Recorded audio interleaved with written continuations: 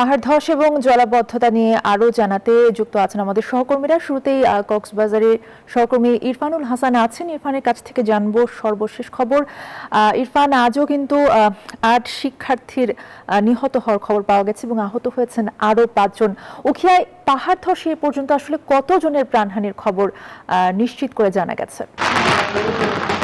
কক্সবাজারে যে টানা বৃষ্টিপাত, এতে করে রোহিঙ্গা ক্যাম্পে বেশ ভারী বর্ষণের ফলে পাহাড় ধসের ঘটনা বেড়েই চলছে এবং এই পাহাড় ধসের ঘটনায় ইতিমধ্যে ৩ দিনের ব্যবধানে ১৬ জনের মৃত্যু হয়েছে। প্রথমে একদিনে ৮ জনের মৃত্যু এবং আজকে ৮ শিশুর মৃত্যু হয়েছে পাহাড় ধসে।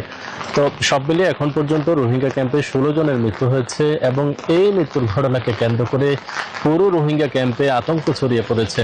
তবে প্রশাসন বলছে তাদেরকে, যারা পাহাড়ে বসবাস করছে তাদেরকে সেখান থেকে সরে নিরাপদ আশ্রয়ে, যেখানে নিরাপদে থাকা যায়, সেখানে লার্নিং সেন্টার এবং মসজিদগুলোতে থাকার জন্য বলা হলেও তারা অনেকেই আসলে তাদের ঘর চাচ্ছেন না।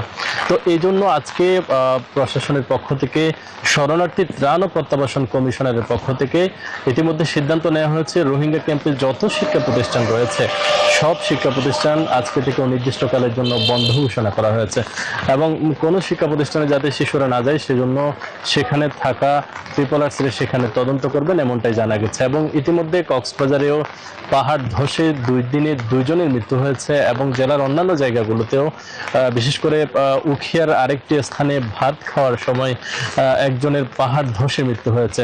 সব মিলিয়ে মৃত্যুর ঘটনা কিন্তু প্রতিদিনই বেড়েই চলছে এবং আজকে কক্সবাজার জেলা প্রশাসনের পক্ষ থেকে খুব তড়িঘড়ি করে পাহাড়ে যারা বসবাস করছেন তাদেরকে সেখান থেকে নামাতে ইতিমধ্যে অভিযান শুরু করেছে।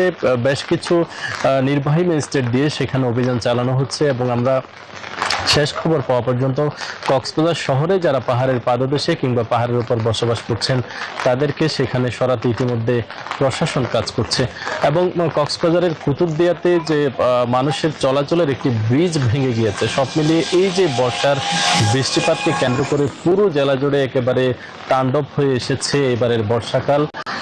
যেভাবে মৃত্যুর ঘটনা বাড়ছে সেভাবে আসলে ক্ষয়ক্ষতির বিষয়টি বেড়ে চলছে এবং কক্সবাজারে যে টানা বৃষ্টিপাত, এতে করে পুরো কক্সবাজারের যে এলাকাগুলো প্লাবিত হচ্ছে সেখানে আসলে প্রশাসনের পক্ষ থেকে, জেলা প্রশাসনের পক্ষ থেকে যে সহযোগিতা দেওয়ার কথা সেটি মোটামুটি পৌঁছানোর চেষ্টা করা হচ্ছে, তবে অনেক জায়গায় এখন পর্যন্ত সহযোগিতা যায়নি এমন খবর আমরা পেয়েছি। এ ছিল কক্সবাজার থেকে সবশেষ খবরাখবর। আমরা খবর পেয়েছি বান্দরবনে পাহাড় ধসে একটি সড়ক বন্ধ হয়েছে, সেই খবর জানাতে সেখান থেকে সরাসরি যুক্ত হচ্ছেন আমাদের সহকর্মী নাইম আল জিকো। জিকো, কক্সবাজারের খবর জানাচ্ছিলাম, এবার আপনার কাছে থাকা বান্দরবনের সবশেষ খবর জানতে চাই। ইরফান, আপনাকে ধন্যবাদ। যেমনটি বলছিলেন যে বান্দরবানের পাহাড়তলি এলাকা, অর্থাৎ বান্দরবান থেকে চট্টগ্রাম কক্সবাজার যে মহাসড়কটি আছে সেটি যে সংযোগ সড়ক, সেই সংযোগ সড়কের পাহাড়তলি এলাকায় কিন্তু ভূমিধসের ঘটনা ঘটেছে। দীর্ঘ 3 ঘন্টা পর আসলে অবশেষে সড়ক ও জনপদের যেই ভেকুটি সেটি এখানে এসে পৌঁছেছে এবং তারা হলো সড়ক থেকে এই ভেকুর মাধ্যমে সড়কটি যান চলাচলের জন্য উপযুক্ত করে তোলার কাজটি অব্যাহত চালু করেছে কিছুক্ষণ আগেই। এখন পর্যন্ত দেখছেন যে এখানে কাজ চলমান রয়েছে। এরই মধ্যে কিন্তু বান্দরবানের দিকে প্রায় দীর্ঘ 3 কিলোমিটার যানজটের সৃষ্টি হয়েছে, অন্যদিকেও কিন্তু দীর্ঘ যানজটের সৃষ্টি হয়েছে। মানুষ দীর্ঘক্ষণ ধরে অপেক্ষা করছেন। বহু পর্যটক এরই মধ্যে আটকা পড়েছেন, যারা ঢাকায় ফিরতে চাচ্ছেন বা অন্যান্য গন্তব্যে, নিজ নিজ গন্তব্যে যেতে যাচ্ছেন, তারাও কিন্তু এই দীর্ঘ 3 ঘন্টা ধরে এখানে আটকা পড়ে রয়েছেন।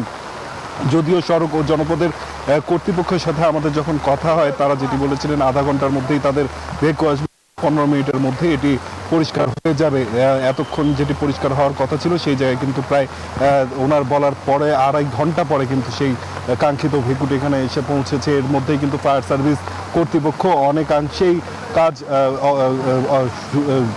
সহজ করে দিয়েছিল। তারা এখানে যে গাছটি ভেঙে পড়েছিল সেই গাছটি ইতিমধ্যেই কেটে এখান থেকে অপসারণ করেছে এবং বড় যান চলাচলের জন্য সড়ক তৈরি করে দিয়েছিল।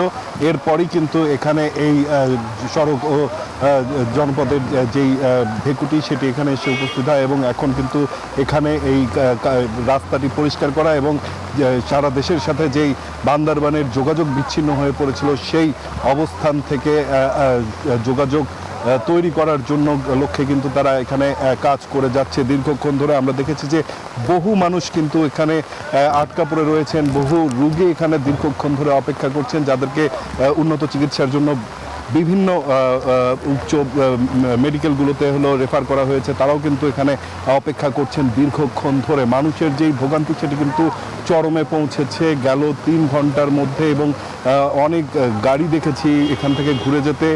মানুষকে আমরা দেখেছি যে পায়ে হেঁটে নিজ নিজ গন্তব্যে পৌঁছানোর জন্য অনেক পর্যটককে আমরা দেখেছি নিজের ব্যাগটি কাঁধে করে নিয়ে তারা এখান থেকে সরাসরি এই জায়গাটি পার হয়ে অন্যদিকে গিয়ে নিজেদের গন্তব্যে পৌঁছতে পারেন কিনা সেই বিষয়ে কিন্তু তারা চেষ্টা চালিয়েছেন। তো সামগ্রিকভাবে যদি বলি এখন পর্যন্ত এখানের কাজ চলমান রয়েছে এবং সড়কটি এখন পর্যন্ত সম্পূর্ণরূপে কিন্তু এই জায়গাটি এখন পর্যন্ত পরিষ্কার করা সম্ভব হয়নি। যান চলাচল এখন পর্যন্ত বন্ধ রয়েছে। আশা করা হচ্ছে কিছুক্ষণের মধ্যে হয়তোবা যান চলাচল আবারও স্বাভাবিকভাবে স্থাপন হবে বান্দরবানের সাথে সারা দেশের যোগাযোগ। তো এই ছিল এখন পর্যন্ত আমার কাছে বান্দরবানের সবশেষ তথ্য। আমার আরেক সহকর্মী আকরাম রয়েছেন চট্টগ্রামে, সেখানকার পরিস্থিতি জানতে সরাসরি যুক্ত হব তার সাথে। আকরাম। ধন্যবাদ আকরাম, আপনি যেমনটি বলছিলেন রাঙামাটিতে টানা 3 দিন বৃষ্টিপাত অব্যাহত রয়েছে, ভারী বৃষ্টিপাত হচ্ছে। রাঙামাটি যেহেতু পাহাড়ি অঞ্চল, 10টি উপজেলার মধ্যে প্রায় 10 লাখেরও অধিক মানুষ কিন্তু পাহাড়ে ঝুঁকিপূর্ণ স্থানে বসবাস করছে। তাদেরকে নিরাপদ স্থানে সরিয়ে নিয়ে আসার জন্য প্রশাসন কিন্তু মাঠে নেমেছে এবং অনেকজনকে আশ্রয় কেন্দ্রে নিয়ে এসেছে। এই পর্যন্ত রাঙামাটিতে প্রায় 800-এরও অধিক মানুষ আশ্রয় কেন্দ্রে আশ্রয় গ্রহণ করেছে, তাদেরকে খাবারেরও ব্যবস্থা করা হয়েছে।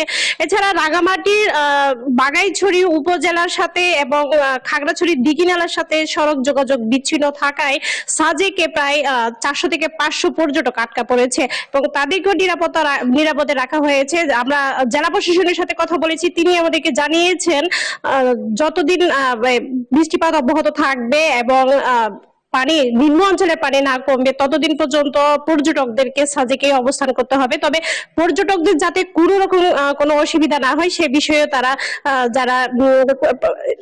যারা পর্যটন কর্তৃপক্ষ আছে সেখানে তাদের সাথেও কিন্তু বারবার যোগাযোগ করা হচ্ছে এবং তাদেরকে নিরাপদে রাখা হয়েছে। এছাড়া রাঙামাটিতে ভারী বৃষ্টিতে বিভিন্ন জায়গায় পাহাড় ধস হয়েছে, বিশেষ করে রাঙামাটির তবলছড়ি রিজার্ভ বাজার এবং রাঙামাটি চট্টগ্রাম সড়কে কিন্তু পাহাড় ধস হয়েছে। একই সাথে কাপ্তাই উপজেলা এবং রাজস্থলিত সড়কে পাহাড় ধস হয়েছে। সাময়িক রাস্তাঘাট বন্ধ হয়ে গেল, এখন আপাতত ধন্যবাদ আপনাদের সকলকে। পার্বত্য জেলার জলাবদ্ধতা এবং পাহাড় ধস নিয়ে জানাচ্ছিলেন আমাদের সহকর্মীরা।